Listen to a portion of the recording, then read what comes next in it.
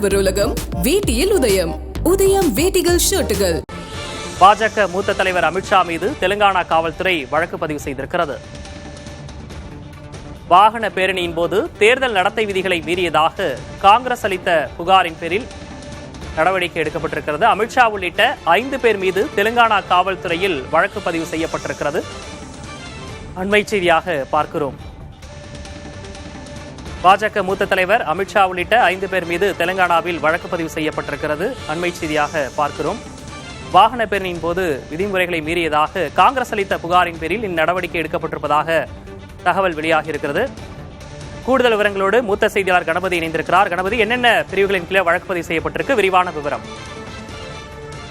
உள்துறை அமைச்சர் அமித்ஷா இந்த மாதம் 2ஆம் தேதி, அதாவது மே 2ஆம் தேதி ஹைதராபாத்திலே பொதுக்கூட்டம் நடத்தினார்.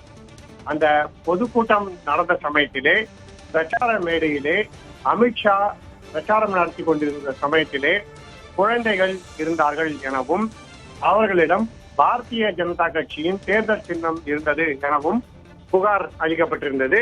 புகாரை அளித்தது காங்கிரஸ் கட்சியை சேர்ந்தவர்கள். அந்த புகாரின் அடிப்படையிலே விசாரணை நடைபெற்று தேர்தல் ஆணையத்துக்கும் தகவல் தெரிவிக்கப்பட்டு தேர்தல் ஆணையம் இது மாரல் கோட் ஆஃப் கான்டாக்ட் என அழைக்கப்படும் தேர்தல் விதிமுறைகளை மீறும் செயலாகும் என காங்கிரஸ் கட்சி அளித்திருந்த புகாரின் அடிப்படையிலே விசாரணைகளை நடத்தியது. பின்னர் இந்த விவரங்கள் போலீசாருக்கு வழங்கப்பட்டன. போலீசார் அதன் அடிப்படையிலே தற்போது வழக்கு பதிவு செய்திருக்கிறார்கள். காங்கிரஸ் கட்சியை சேர்ந்த யமன் சிங் என்பவர் இந்த வழக்கிலே முதல் குற்றவாளி என தெரிவிக்கப்பட்டிருக்கிறது.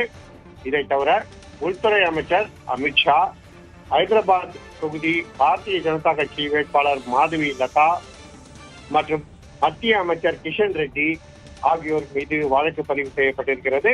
இதை தவிர பாரதிய ஜனதா கட்சியின் சட்டமன்ற உறுப்பினர் ராஜா சிங்கும் இந்த வழக்கிலே குற்றவாளி என போலீசார் தெரிவித்திருக்கிறார்கள். ஆகவே தேர்தல் விதிமுறைகளை மீறி குழந்தைகளை தேர்தல் பிரச்சாரத்திலே பயன்படுத்தியதாக அமித்ஷா உள்ளிட்டோர் மீது வழக்கு பதிவு செய்யப்பட்டிருக்கிறது. ஹைதராபாத் நகரிலே நடைபெற்ற இந்த சம்பவம் குறித்து தற்போது தெலுங்கானா காவல்துறையினர் விசாரணை நடத்தி கொண்டிருக்கிறார்கள் என அதிகாரிகள் தெரிவித்திருக்கிறார்கள். விக்னேஷ், விரிவான விவரங்களுக்கு நன்றி கணபதி.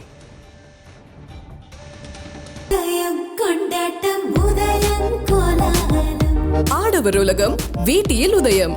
உதயம் வேட்டிகள் ஷர்ட்டுகள்.